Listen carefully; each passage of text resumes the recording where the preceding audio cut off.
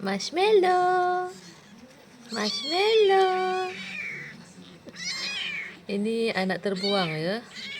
Tak tahulah mak dia dekat mana. Jadi kita ambillah dia anak angkat.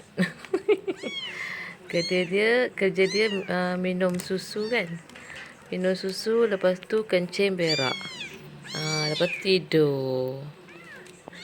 Sekarang ni dah kenyang. Tak tahu asyik jerit-jerit je kerja dia. Hei, sabarlah nak. Duduklah situ dan diam.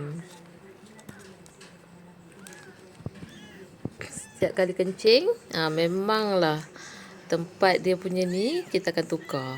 Memang tak ada bau tak ada bau busuk langsung.